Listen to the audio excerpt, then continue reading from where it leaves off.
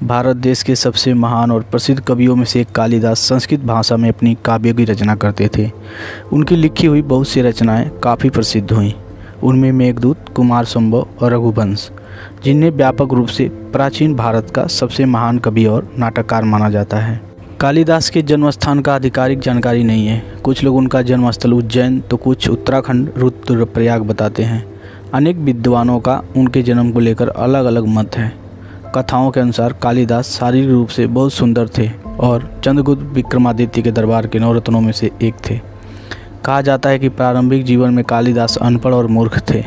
कालिदास का विवाह विद्योत्मा नाम की राजकुमारी से हुआ। ऐसा कहा जाता है कि विद्योत्मा को अपने ज्ञान पर बहुत घमंड था। विद्योत्मा ने प्रतिज्ञा की थी कि जो कोई उसे शास्त्रार्थ में हरा देगा वह उसी से विवाह करेगी। जब विद्योत्मा ने शास्त्रार्थ में सभी विद्वानों को हरा दिया तो हार का अपमान समझकर कुछ विद्वानों ने बदला लेने का निश्चय किया।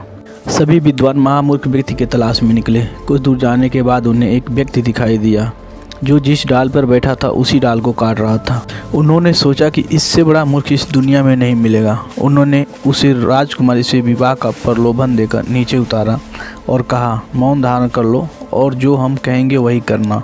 और उन लोगों ने स्वांग का भेष बनाकर विद्योत्मा के सामने प्रस्तुत किया कि हमारे गुरुजी आपसे शास्त्रार्थ करने आए हैं, लेकिन अभी मौन व्रत हैं, इसलिए हाथों के संकेत से उत्तर देंगे। प्रथम प्रश्न के रूप में विद्योत्मा ने एक अंगुली दिखाई कि ब्रह्म एक है, परंतु कालिदास ने समझा कि राजकुमारी मेरी एक आंख फोड़ना चाहती है। क्रोध में उन्होंने 2 अंगुली दिखाई कि तुम मेरी एक आंख फोड़ोगी, मैं तुम्हारा दोनों आंख फोड़ दूंगा। लेकिन विद्वानों ने उनके संकेत को इस तरह समझाया कि आप कह रही हैं कि ब्रह्म एक है, लेकिन हमारे गुरुजी का कहना है कि उस ब्रह्म को सिद्ध करने के लिए दूसरे जगत की सहायता लेनी पड़ती है। अकेला ब्रह्म स्वयं को सिद्ध नहीं कर सकता। राजकुमारी ने दूसरे प्रश्न के रूप में खुला हाथ दिखाया कि तत्व 5 है। तो कालिदास को लगा कि थप्पड़ मारने की धमकी दे रही है। उसके जवाब में कालिदास ने गुस्सा दिखाया कि यदि तुम मुझे गाल पर थप्पड़ मारोगी तो मैं गुस्सा मारकर तुम्हारा चेहरा बिगाड़ दूंगा।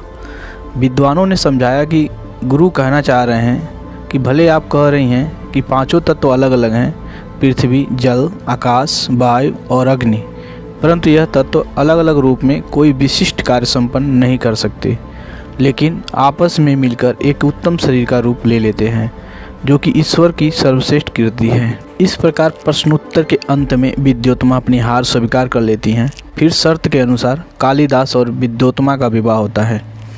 विवाह के बाद कालिदास विद्योत्मा को लेकर अपने घर आ जाते हैं। प्रथम रात में जब दोनों एक साथ होते हैं तो उसी समय ऊँट का स्वर सुनाई देता है।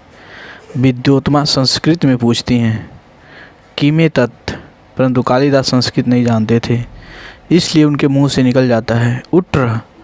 उस समय विद्योत्मा को पता चल जाता है कि कालिदास अनपढ़ हैं और मेरे साथ छल किया गया है।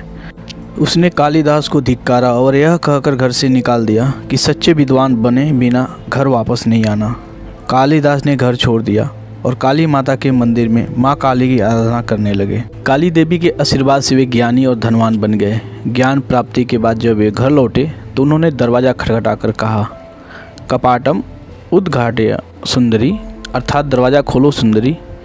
विद्योत्मा ने चकित होकर कहा, अस्ति कश्चिद भग विशेष, अर्थात कोई विद्वान लगता है।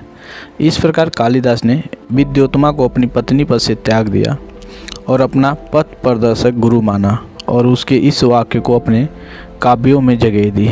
महाकवि कालिदास चंद्रगुप्त विक्रमादित्य के राजकवि थे, जिनकी कई रचनाएं आज भी पढ़ी जाती हैं। कालिदास की प्रसिद्ध रचना अभिज्ञान शकुंतलम को कई भाषाओं में अनुवाद किया गया। कालिदास के नाटक और कविता मुख्य रूप से वेदों, महाभारत और पुराणों पर आधारित हैं, क्योंकि एक लेखक के रूप में उन्होंने कई नैतिक कविताएं लिखी जो आज भी अधिकांश क्षेत्रों में लोकप्रिय है।